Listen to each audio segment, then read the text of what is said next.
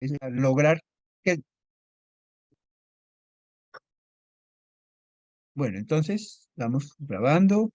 Esta es la entrevista a Roberto Pardo Silva, año 74 como graduado, dentro del proyecto de la evolución de la ingeniería de sistemas. Esta charla tiene un nivel de informalidad, lo cual no quita la seriedad, no es pública, y de estas conversaciones que vamos a tener para todas las décadas del 70, 80, 90 hasta la actual, que ya tenemos a la gente escogida, haremos seguramente un libro o algún documento. Vamos a ver hacia dónde vamos. La idea es ir hablando cómo eran las épocas. Tal vez el primer esfuerzo para Roberto, en este caso, es en la primera parte no salirnos, tratar de llevarte a la época cuando eras estudiante, ¿cierto? Ok. Ya al final nos harás algunos comentarios de la perspectiva que ha sucedido en estos tantos años. Y como te mostraban algunas preguntas que tenemos es, cuéntanos un poco de la época, ¿sí? ¿No? Del colegio en que estabas, qué año entraste a la universidad. Vamos al contexto de la época que tú consideres que valga la pena. Sería la primera parte, Roberto. Ok, perfecto. Yo entré a la universidad en el año 1970 eh, y en esa época eh, la ingeniería de sistemas era muy nueva, entonces realmente uno no escogía la ingeniería de sistemas porque tuviera mucha información sobre qué era eso, sino por algún amigo que le dice a uno, oiga, usted es bueno para las matemáticas, estudia ingeniería y bueno, ¿y las ingenierías cuál? Y alguien le dice a uno, no, esta se parece a las matemáticas y yo era, me gustaban las matemáticas y terminé estudiando sistemas por eso, pero realmente no había un perfil de un ingeniero de sistemas, ¿no?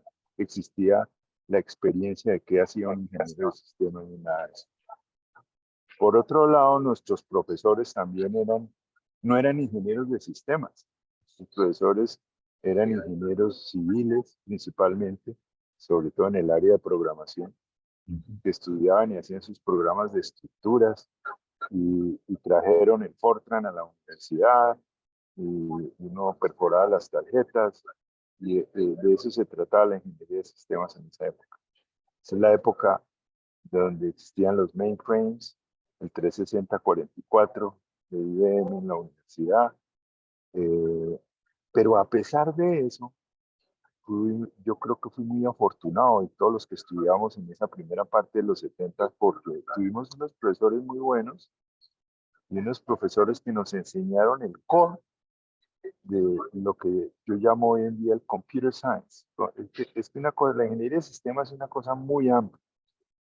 Eh, y nosotros arrancamos con el core, el computer science, y lo que yo estudié en la universidad fueron, digamos, aspectos de software que cuando no existía la industria del software, pero realmente uno aprendía a programar, a estructuras de datos, aprendía lenguajes de programación, yo tuve tarea en la universidad hacer un compilador, hacer un ensamblador, eh, y ese tipo de cosas. Estudié teoría de autómatas, que después me vine a dar cuenta que eran cosas que aún persisten y son parte del core de lo que yo llamo el computer science.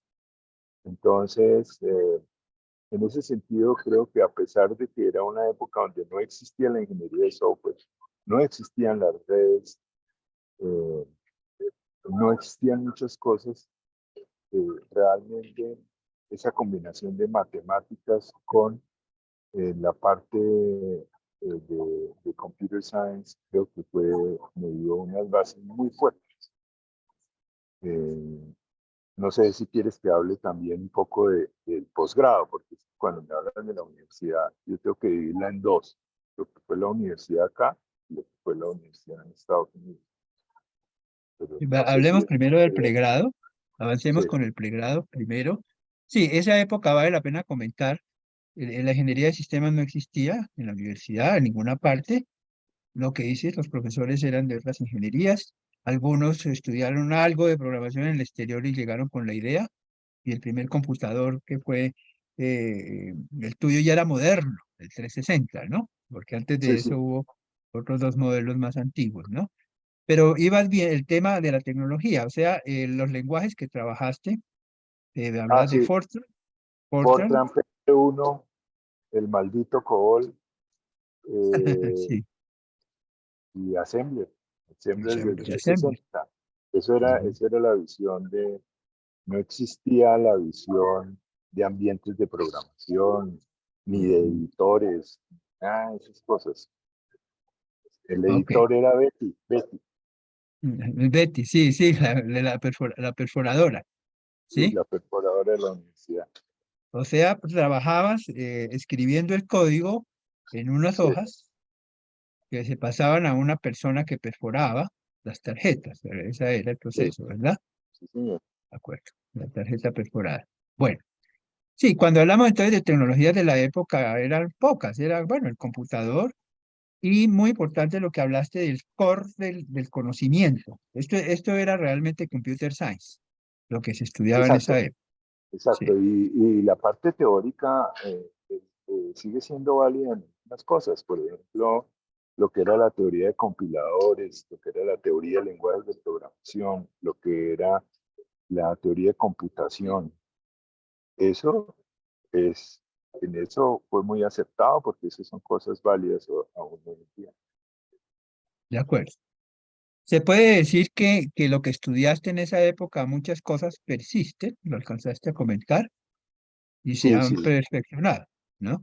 sí, claro, obviamente ajustado, pero lo que es la teoría de estructuras de datos, nosotros estudiamos con el libro de Canut, que Salud, yo creo sí, que es un clásico. de Los libros acuerdo. de compiladores son clásicos.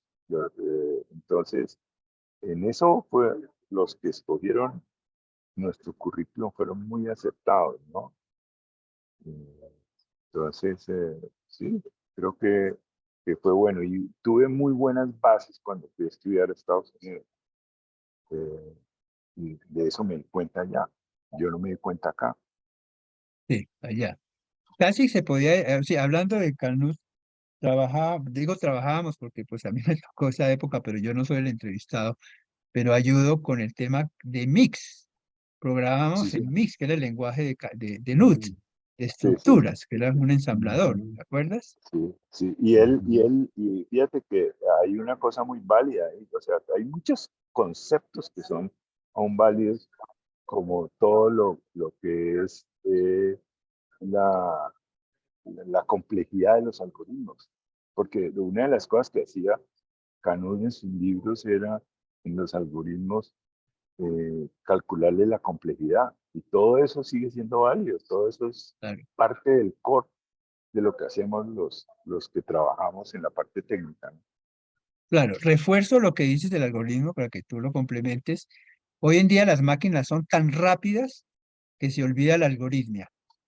En esa época eran tan lentas que si no había un algoritmo y estructura de datos formal, duraba horas y horas cualquier proceso. De tal manera que tú tienes razón que el tema algorítmico fue esencial, te tocó esa época. Bueno, alcanzas a tener memoria ya mencionaste algo de los temas, ¿no? Que se daban en la universidad en ese momento. Si quieres complementar un poquito los cursos, los temas, las asignaturas que te acuerdes.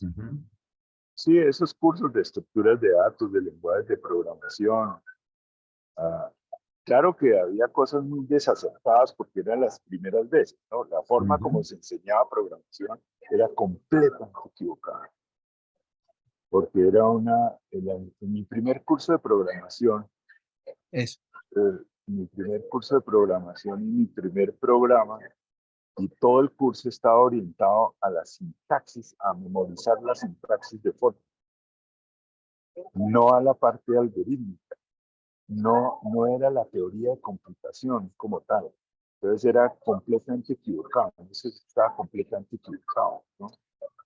Eh, Porque realmente no había ese primer curso. Y yo creo que hoy en día, por lo que veo de las universidades, sigue habiendo una gran equivocación en muchos lados de cómo se enseña el primer curso de computación.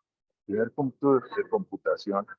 Y te le digo con una crítica a la Universidad de los Andes, que mi hija, porque ya uno es con los hijos o los nietos, pues, que tiene que Sí, hacer la referencia, pero mi hija estudió ingeniería industrial en los Andes hace 10 o 12 años, y el primer curso de programación que se lo dieron en C++. Imagínate la brutalidad. sí, Un curso para una persona, el primer curso de programación, y era 80% explicándole C++. sí, Eh, Entonces, yo creo que en ese sentido, digamos, en esa época hubo cosas buenas, pero también hubo cosas malas. Y de las cosas malas fue mi primer curso de programación. ok, muy, muy interesante eso. Bueno, ya nos mencionaste al comienzo porque estudiaste ingeniería de sistemas, ¿no? Sí, Pero ahondando un poquito más en tu casa, cuando dijiste yo voy a estudiar ingeniería de sistemas, ¿qué decía la familia? Que seguramente sabía que había ingeniería civil, ingeniería arquitectura y otras cosas. ¿Eso cómo lo veía en ese contexto, un poco su sí, familiar y no, eso social? no, no, obviamente no se entendía. Yo no lo entendía, pues menos lo iban a entender en mi casa. Sí, sí, es verdad. No se sabía en qué se iba a trabajar en esa época, ¿no? Sí, no, es que Es- no había trabajos de eso. O sea, no, la gente, no existía esa área en las empresas. ¿No? claro, no, no había, no había. Se puede decir que el impulso era pasión por el tema, por haber Sí, sí, conocido la programación y por una curiosidad infinita del conocimiento, todavía sin una mentalidad utilitarista, digamos, de la sí. profesión. Pero eso igual también era en muchos lados. O sea, eso no era solo de acá, de las universidades acá, sino también en el mundo era muy nuevo, ¿no? Ok, sí, ahora nos hablas de eso. Bueno, bien, entonces te gradúas en el año 74, ¿cierto? Sí, sí. Bueno, sales y te gradúas. Primer trabajo. ¿Cómo fue esa experiencia del No, primer trabajo? yo no trabajé, yo fui de los que inmediatamente, en esa época en la universidad, la gente se iba a estudiar o a Estados Unidos o a Francia. Y digamos, nosotros no pensábamos en trabajar, sino en estudiar, en Sí. seguir estudiando y pasarla bueno como estudiante. Ajá. Entonces, yo me fui a estudiar porque eso era lo que se usaba, seguir estudiando. Entonces, me gané Cuenta. una beca Fulbright y me fui a estudiar y yo andaba con el tema de la inteligencia artificial. Y hoy en día, casi, ¿cuántos años? Como 50 Casi, años después, casi 50. 50 años, lo curioso es que a lo que me dedico es a inteligencia artificial. Interesante. Sí, Sí. así, así Y, es. y desde esa época, yo me acuerdo, nosotros trabajamos en LISP, en la universidad. Mi tesis ¿Sí? fue Sí. LISP en la universidad. Y me fui a estudiar a Estados Unidos y allá comencé a estudiar en la maestría cosas de inteligencia artificial y de pronto aparecieron las redes y los sistemas distribuidos y allá aprendí otro mundo, porque en ese momento ya estaba la red ARPA, entonces tuve la oportunidad de trabajar en redes locales, en redes, en Internet, en lo que hoy en día se llama Internet, pero en esa época apenas estaba creando todos los protocolos de Internet y se estaba creando toda la infraestructura de software de Internet, que es la época de los 70. La segunda Intenta, sí. parte de los 70 es que la red ARPA comienza a tener muchos nodos y el trabajo consistía en inventarse los protocolos, inventarse toda la maquinaria interna de Internet, porque eso, el Internet se vuelve famoso después. Pero en ese momento era la red ARPA, entonces en eso yo trabajé en la parte de redes locales y después me metí en ese tema y terminé haciendo el doctorado, era en eso, y yendo a conferencias de eso, y toda la investigación era sobre eso. Entonces, realmente pude comprobar primero que la educación básica que tuve en la universidad fue muy buena y lo que más aprende uno en esos estudios es aprende a hacer investigación y aprende a aprender solo y, y a creársele esa pasión por aprender siempre. Y eso nunca se me quitó. Eso fue lo que Nunca se más nos ha quitado. Sí, no se nos ha quitado. ¿Qué universidad estudiaste? ¿En qué universidad en Estados Unidos? en Ohio State University. Ok. En Asís estuvo Vinton Cerf, que fue quien escribió el TCP/IP, Sí, y hay un video grabado porque lo conocí. nos reunimos con él en Asís con los decanos y directores de Redis, Ah, sí. precisamente. Ah, Sí, y hay un video bonito sobre eso con ah, él. sí, sí, También lo conociste, sí, a él, sí, lo conociste. sí. Sí, Él una trabajaba en persona lo de muy... TCP/IP.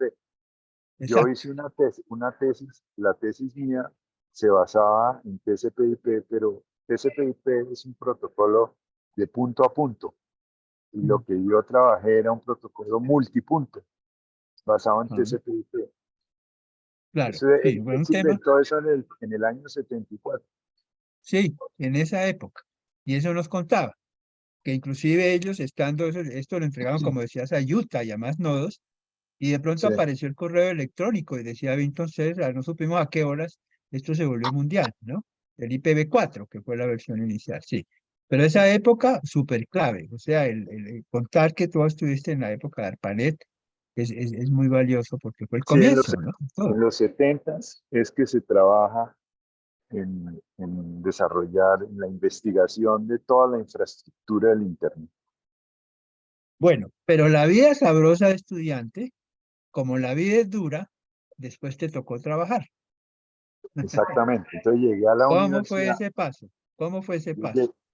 bueno, lo hice, ¿sabe? Porque primero trabajé en el Instituto C, que Claro, era con Aldana, con Aldana, con Eduardo Aldana, Eduardo y Aldana. entonces allá, cuando llegué, entonces tuve la oportunidad de tener un pie en la universidad y un pie haciendo proyectos de la vida real con Eduardo Aldana, aplicados, o sea, aplicar un poco lo que uno sabía a problemas sociales y problemas gubernamentales de proyectos. Entonces, ahí comencé a lo que ha sido mi vida, que es un pie en el mundo real y otro pie en lo que es la parte Ahí, de investigación y academia.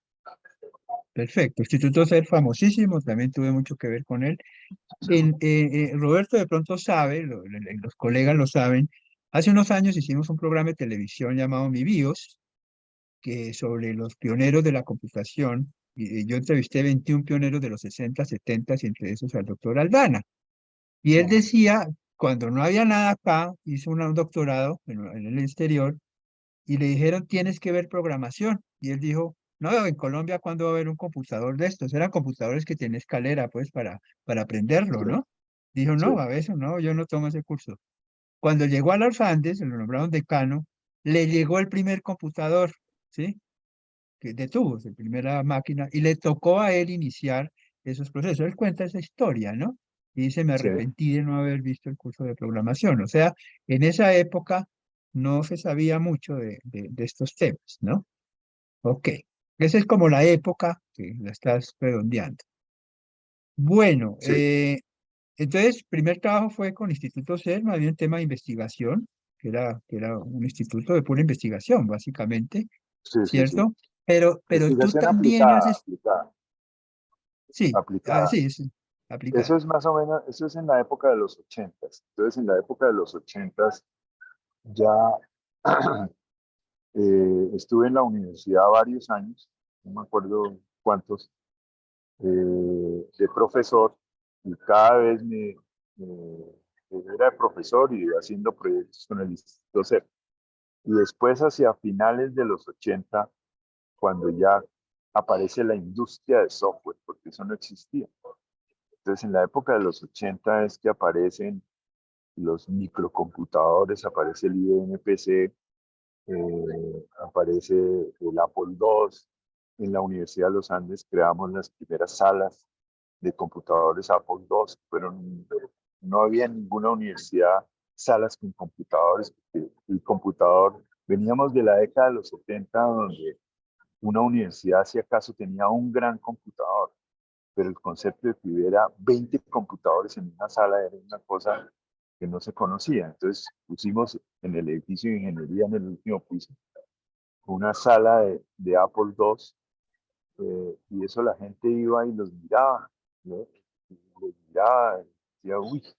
Y ahí, ahí lo que se enseñaba Pascal, porque se venía con Pascal, y, y eran, eso era esa parte, ¿no? Pero entonces ahí comenzaron a salir las aplicaciones comerciales.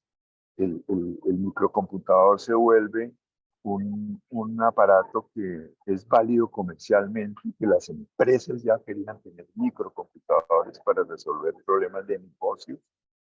Entonces eso cambió completamente en la década de los 80, todo. Pues ya apareció Microsoft, apareció los computadores, digamos la industria del software. Y a raíz de eso, a finales de los 80, es que yo me salgo de la universidad, me salgo del Instituto CER y me meto a hacer software. Bueno, Entonces, sí. ahí viene otra época de mi vida en la cual comienzo a experimentar lo que es construir un software, venderlo, enseñarle a la gente. Y también creo una empresa de solo capacitación en computadores. Esa es la época en que se desmontan los mainframes, vienen los mini computadores, aparece Unix, aparece C, todas esas cosas, y entonces cambia un poco el mundo comercial y también a mucha gente nos metemos a hacer aplicaciones. Nace la industria del software en Colombia. Así es, Roberto, yo tengo recuerdos de lo tuyo, de los famosos seminarios. Sí, Tú tenías, si no estoy, una organización dedicada a seminarios que fue muy sí, famosa. sí. Y ahora te hago otra pregunta, pero sobre los seminarios, cuenta un poquito de esa historia. Sí, los seminarios nacen de que yo dictaba cursos en la universidad, cursos de educación continuada en los Andes, pero siempre que dictaba los cursos las empresas me decían, no, venga, eso que hacemos, esto no lo hacemos con los Andes, venga aquí y usted nos dicta los cursos directamente. Entonces, en la universidad, pues eso no podía hacer esas cosas de... Entonces, cuando ya me salgo de la universidad, entonces dije, no, pues yo voy a comenzar voy a crear una organización que dicta cursos. Comencé a dictar cursos y eran cursos técnicos, eran cursos de No me Unix, acuerdo, eran no me cursos de acuerdo. redes, cursos de bases de datos. Esa era la época de ese tipo de cursos, ¿no? Y iba mucha gente a esos cursos. Ahí Sí, duró pero varios años esa varios. organización. Seminarios de excelencia se llamaban. Seminarios de excelencia. Yo me acuerdo mucho, yo ya tenía mi empresa lógica y había Sí, traído señor. también los micros Radio Shack y todo eso, y los Claro, ¿no? seminarios, tuvimos mucho contacto con eso. Es que tú deberías Tengo, también estar dentro de esta lista de entrevistados. Me imagino ahí que vamos, sí. deberías estar porque tú eres actor y un actor muy importante de toda la historia. Cierto. Sí, ayer me entrevistaron para Antioquia, que están haciendo algo parecido y es la primera vez que cuento toda mi historia, pero aquí la historia es la tuya, ¿sí? Yo sirvo por lo que conozco todo el terreno un poco. ¿Hubo otra experiencia que uno puede haber tener información equivocada, transformada, digamos, ¿no? Pero cuando trabajaste con Jorge Phillips, ¿sí? Sí, señor. Eh, recuerdo haber oído, ustedes me contaron algo, que decidieron hacer como una fábrica de objetos, objetos de programación, en la Sí, programación orientada a objetos, y que fue un concepto muy interesante decir, oiga, sí, el objeto, dentro del concepto nuestro de programación, es comercializable. ¿Cómo fue esa experiencia que tengo entendido que también fue de índole internacional, Roberto? ahí, no, lo que pasa es que como estábamos haciendo varias aplicaciones, nos dimos cuenta que la infraestructura de esas aplicaciones era la misma. Muchas cosas eran reutilizables. Entonces, eh, Exacto, entonces con ese concepto de reutilización y ese concepto de generalización, entonces obviamente terminamos haciendo como librerías y en esa época se vendían las librerías. Entonces también exacto. tratamos de vender las librerías. Entonces, eh, y ahí tuvimos nuestras experiencias, ¿sí? Sí, De ofrecer y vender eso por fuera. por Y fuera. Sí, sí, sí, ok. Bueno, fue una experiencia muy interesante. Bueno, eh, tú eres del grupo de ingenieros, pues venimos de 50 años de historia, ¿cierto? Vigente, que es muy interesante, ¿no? Y sí, obviamente has visto toda una transformación, has mencionado ya algunas cosas de ese estilo. ¿Cómo observan ese aspecto? O sea, una tecnología que era, o en un análisis que yo hice en el año 31 que salió el Mark IV, ¿no? 7 años después salió el transistor, ¿sí? Y algo nuevo salía a los 3 años. Hoy día a la semana sale algo nuevo. ¿Cómo ves tú esa transformación, cierto? Y sí. si quieres o tienes pensado algún comentario respecto a la ingeniería de sistemas en ese proceso de transformación tan grande que ha habido de las cosas, donde ya es Sí, pública la la- tecnología. es enorme la tecnología. Nosotros trabajamos en una tecnología que, que ha creado una economía digital que es la que domina el mundo hoy en día. Hoy el mundo depende totalmente del software. Todo se mueve alrededor del software. Y los adelantos han sido enormes, ¿no? Enormes en todas estas décadas. Y hoy en día, yo siento por lo que trabajo hoy en día, que estoy súper metido en los temas de la inteligencia artificial generativa, y eso cambió completamente la inteligencia artificial que conocimos hace 5 años. De 5 años para acá se cambió totalmente. O sea, el que era un científico de datos y sabía machine learning y deep learning hace 3 o 4 años, hoy es otra cosa. Y lo que se viene es una transformación enorme, enorme, que va a impactar va a impactar, por ejemplo, la industria del desarrollo del software va a cambiar completamente en los próximos años, porque ya tenemos software que hace software que programa con altísimos niveles de exactitud, de precisión. Entonces el trabajo del programador va a cambiar enormemente, la industria va a cambiar enormemente.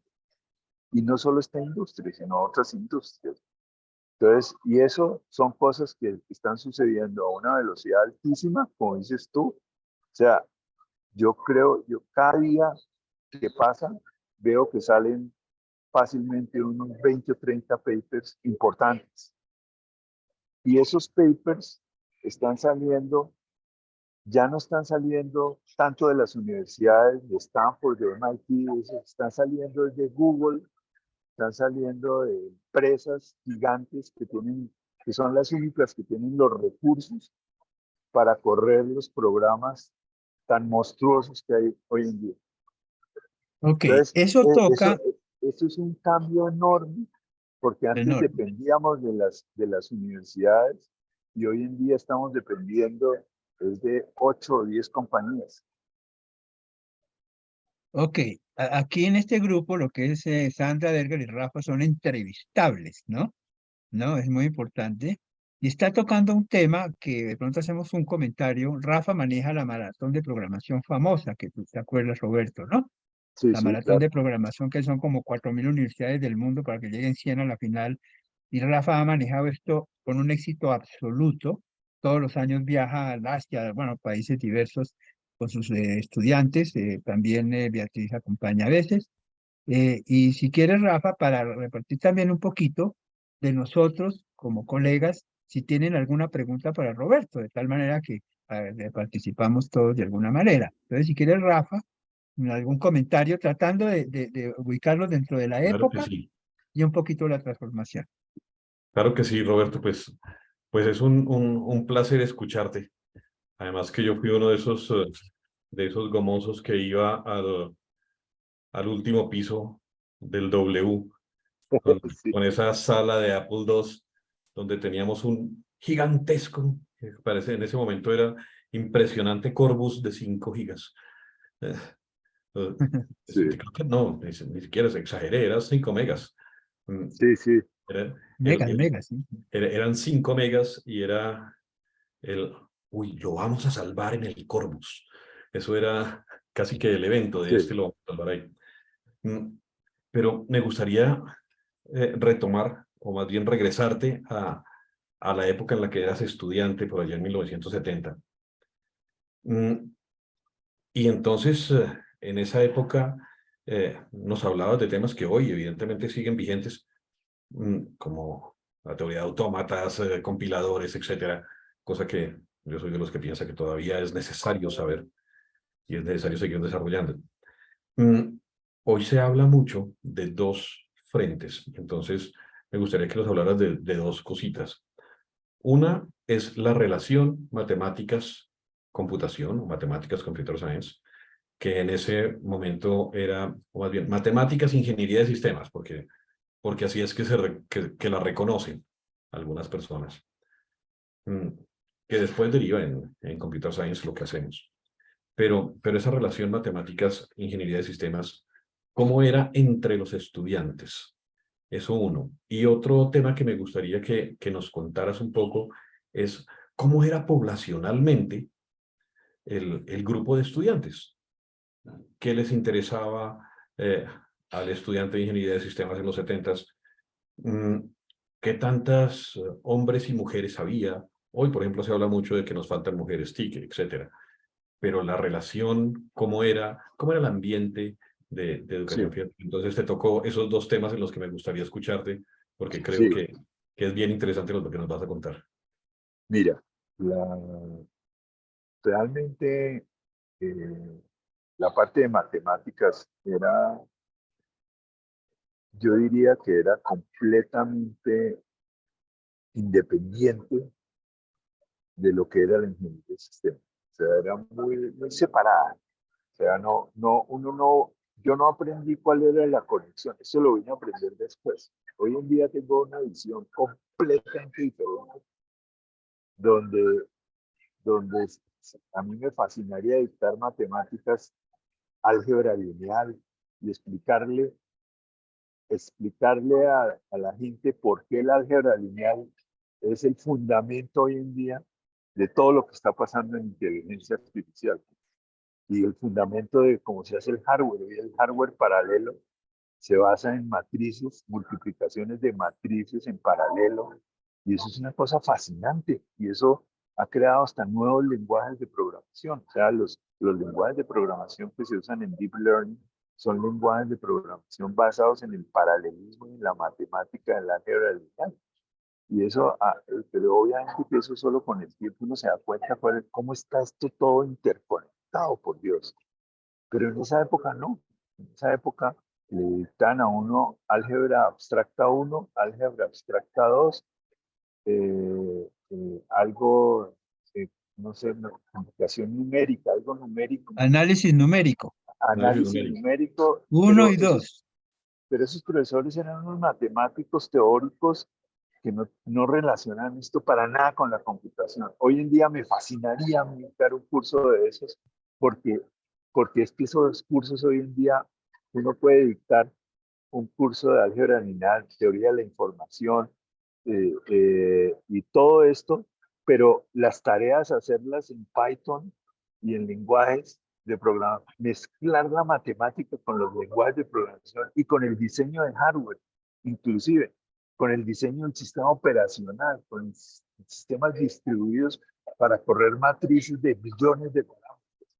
Esa cosa hoy en día es fascinante, pero en esa época todo era independiente, iba por un lado, por el otro lado, y pues sí, daban unas bases y otras bases, pero eso, hoy en día, ojalá que las universidades, yo no sé cómo sean las universidades, pero hoy en día hay una oportunidad para integrar todo eso de la manera más fascinante. Eh, Y con respecto a las mujeres, yo creo que fue uno de las tandas donde tuvimos bastantes mujeres. Yo tengo compañeras y Muchas. muchas compañeras que estudiaron ingeniería de sistemas y que fueron muy exitosas y fueron personas muy importantes en la industria.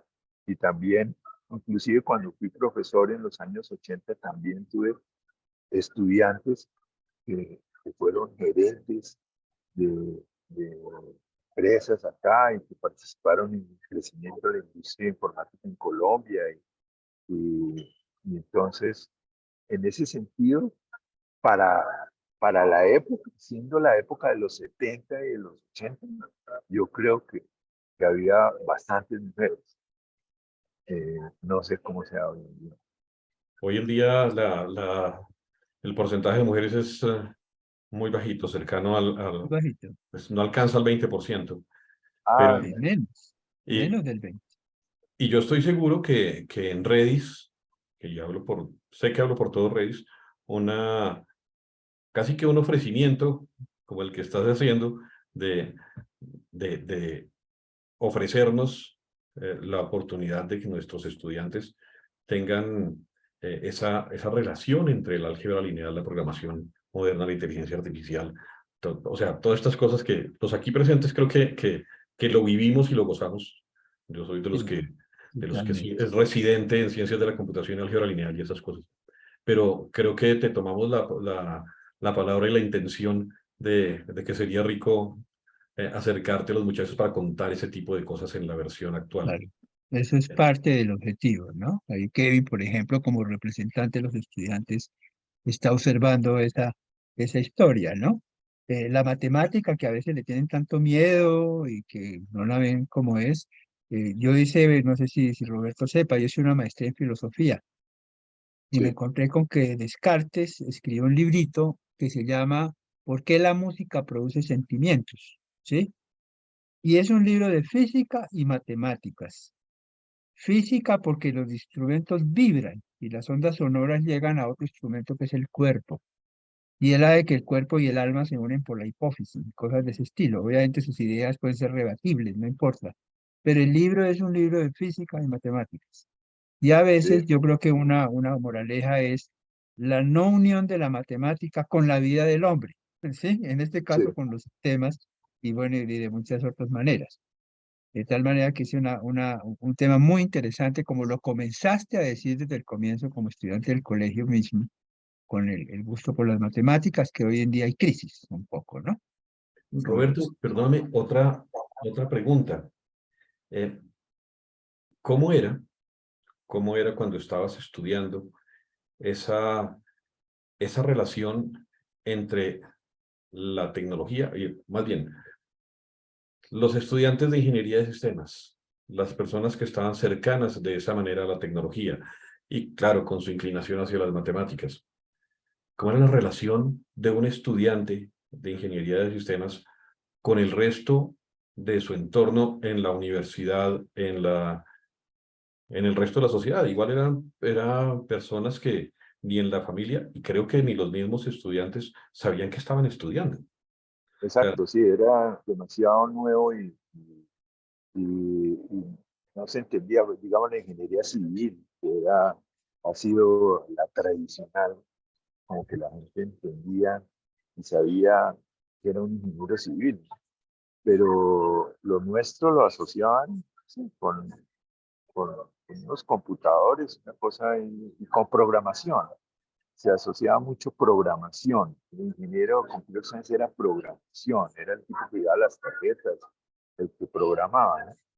Pues yo creo que eso en esa época era como se veía la gente, ¿no? Y como, digamos, yo creo que eso cambió un poco ya en la época de los 80 cuando comienzan a aparecer, porque en los 70 no existían las metodologías y la orientación más hacia procesos y arquitecturas empresariales, que hace que el ingeniero de sistemas comience a volverse interdisciplinario porque tiene que aplicar eso a diferentes áreas. Entonces, esa visión un poco más interdisciplinaria lo vuelve a uno que la gente ya como que interactúe más con uno y que sepa qué es lo que uno hace, que todas esas ideas que tiene se vuelven un aplicativo. Entonces eso ya hace que entiendan un poquito más lo que uno hace, ¿no? Pero en la época de los 70 no. En la época de los 70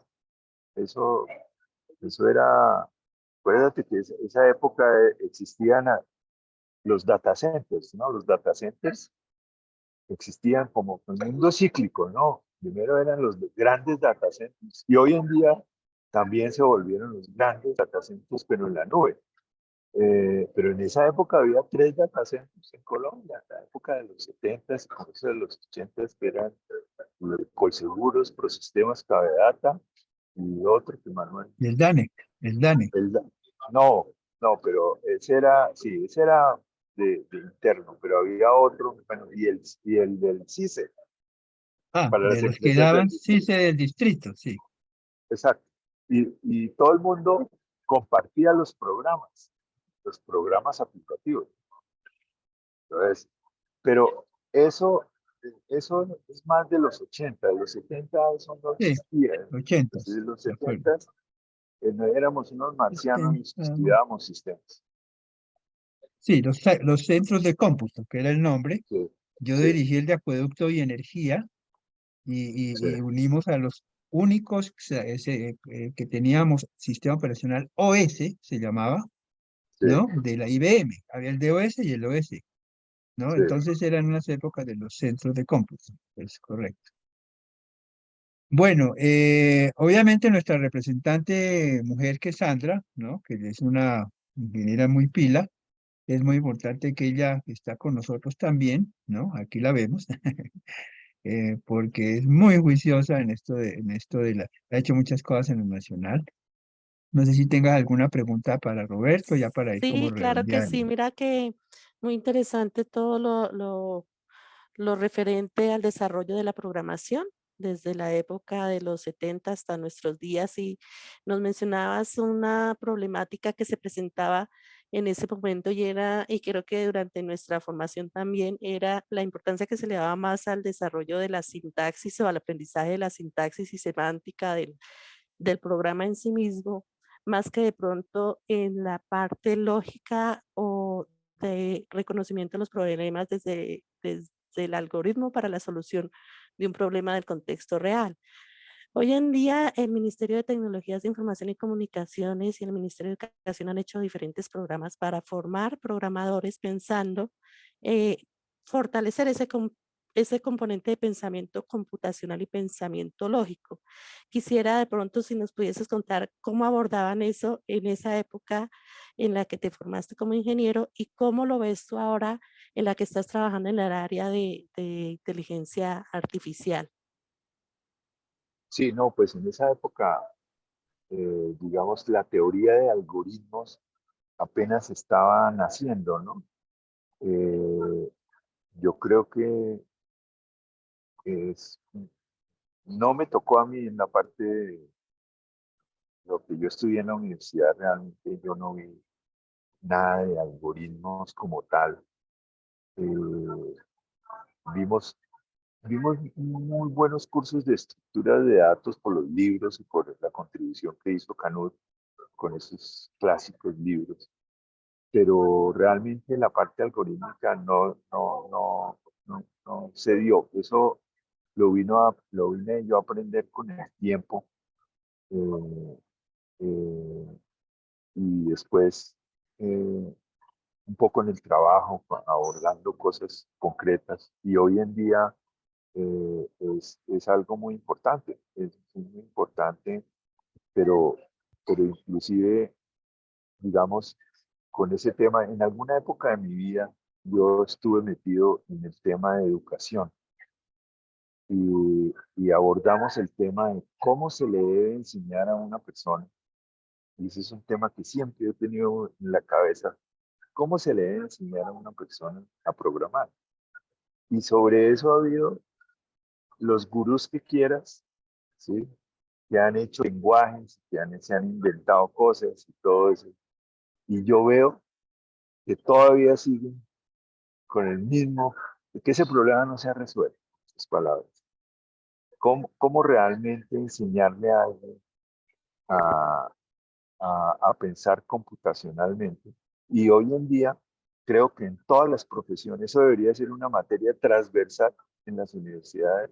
No importa si estudies derecho, estudies contabilidad, o estudies medicina, es importantísimo que te enseñen esa materia básica. Y esa materia básica, una cosa es pensar computacionalmente y otra cosa es ponerlo en una sintaxis de algún lenguaje, porque hay que traducir eso a algún lenguaje. Pero de pronto, dependiendo de las profesiones, hay que inventarse la parte de sintaxis muy diferente, la parte de sintaxis sistemática muy diferente. Pero yo creo que ese tema hoy en día aún no lo han resuelto y, y, y la parte algorítmica sigue siendo muy importante porque hoy en día yo veo, por ejemplo, tengo proyectos. Yo trabajo hoy en día con el Banco Mundial haciendo consultorías de proyectos muy grandes en varios países y ahí los proyectos tienen unas infraestructuras y unos desarrollos de software muy sofisticados y realmente si uno no entiende, sobre todo cuando pone cosas en la nube, si no entiende cómo se es eficiente, pues se le acaba la plata en nada. O por ejemplo, fíjate, todo lo que es la computación del blockchain y la que es la computación de inteligencia artificial en lo que llaman los lenguajes de gran escala, modelos de lenguaje de gran escala. Esos son algoritmos de redes neuronales, por ejemplo, que consumen miles de GPUs durante docenas de días y cualquier optimización que hagas ahí, estás hablando de millonadas de dólares en cualquier optimización. Y crearse esos algoritmos sigue siendo un problema importantísimo, importantísimo para las empresas, para el Estado, para lo que sea. Entonces, sí creo que eso es un tema súper relevante en nuestra carrera, que la gente aprenda a optimizar algoritmos y en lo otro que era aprender lo que es la teoría de computación básica, independiente de los lenguajes. Ok. Muchas Bueno, gracias. bueno, Roberto, súper interesante. Agradecerte el aceptar haber sido el primero, ¿no? Entrevistado, ¿sí? Que nos marca mucho la pauta de lo que vamos a hacer. Te estaremos contando obviamente el desarrollo de todo esto y seguramente de alguna manera vas a participar en redes, no sé cómo, pero lo veo muy pertinente porque una gran discusión es la transformación de la ingeniería de sistemas, ¿no? Rafa, ¿tienes Eh, la mano levantada para alguna pregunta? Pues realmente la levanté sin culpa, pero ya que me das la palabra, tú sabes que a mí siempre que me dan la palabra la uso de alguna manera. En particular, me quedó sonando algo y para mí es importantísimo. Roberto empieza a estudiar en 1970 y ese momento hizo una referencia a la teoría de la computación, análisis de algoritmos, cómo se hacía, es decir, que no se hacía realmente, sino más bien estructuras de datos. Yo entiendo la programación como algoritmos más estructuras de datos. Y la fecha de 1970 es súper clave, porque en 1970 Cook demuestra el teorema de existencia de problemas NP completos.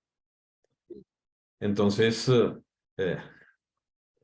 yo creo que no es casual, podría leerse como casualidad, que este ciclo esté empezando con una entrevista a alguien que empezó a estudiar en el mismo año en que se demuestra un teorema que cambió la computación, la historia de la computación eh, en, en general. Entonces, Roberto, una pequeña cosa, ¿cómo defines la programación? Mi definición particular es análisis de algoritmos más estructuras de datos. Pero, ¿tú cómo defines qué es eso de programar? Esa es una. Y dos, ¿cómo fue el surgimiento? Porque tú viviste esa fase entre ese pregrado y el posgrado, que es ese tránsito a la computación en paralelo. Desde incluso álgebra lineal, cuando uno está multiplicando matrices, siente que eso es paralelizable, que está repitiendo cosas y eso es paralelizable, pero no sabe cómo. Entonces, en algún momento tuviste que vivir ese tránsito, esa aparición de la computación en paralelo. Y entonces, ¿cómo fueron esas dos cosas? No, te contesto la segunda, que es la fácil. La primera, que es programar, es más difícil. Es que, Eh, perdóname, pero es que en esa primera llevamos años con Manuel, con Muy todos, tratando abstracta. de llevar a una definición corta, entonces no podía desaprovechar la oportunidad de lanzar el anzuelo. Mira, sobre esa que es la difícil, hay cosas que me parece que son interesantes, porque solo las he aprendido en los últimos 10 o 15 años, que es todo lo del machine learning, porque realmente ahí tú estás haciendo programas que no son determinísticos, sino estocásticos. Entonces, tú realmente, cuando yo le hablo a la gente, le digo, mire, voy a escribir un programa y voy a correr este modelo, pero es un programa, pero resulta que la probabilidad de que sea preciso no es uno. Esto no es así.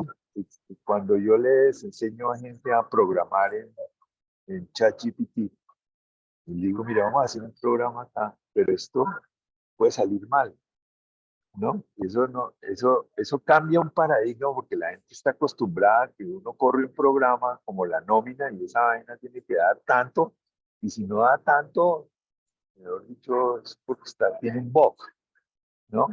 No, y aquí es diferente. Entonces, realmente eso me ha cambiado mucho, por eso no te puedo contestar, porque me ha cambiado muchísimo. Y la mayoría de los programas que yo escribo hoy en día no son determinísticos. Entonces, sino que son programas, lo que es determinístico es cómo yo calibro los modelos, pero cuando los programas se corren ahora en dos fases, no como antes, que es una sola fase y dar un resultado. Ahora el programa lo corro para que me genere un modelo y después yo a ese modelo le meto unas cosas y entonces salen otras cosas. Entonces, pues eso, por eso se me hace difícil contestarte la pregunta de qué es programación. Con respecto a lo paralelo, eso para mí también fue un descubrimiento espectacular, porque pues yo en el posgrado tuve la experiencia de trabajar con sistemas distribuidos, trabajaba y ahí hay un paralelismo, pero es un paralelismo que no es a nivel de interno, sino es un paralelismo como entre máquinas. Eso es diferente. Pero cuando tú estás hablando de correr, eso lo aprendí cuando aprendí de redes neuronales. Y en redes neuronales, precisamente el gran avance que salió hace más o menos 6 años. Hace 6 años cambió todo porque se inventaron precisamente unas redes neuronales que pueden correr en paralelo. Se llama el Transformer. Ustedes deben conocer eso. Entonces, los Transformers, el gran avance de ese Transformer hizo como parte de la arquitectura de una red neuronal que uno puede correr en paralelo.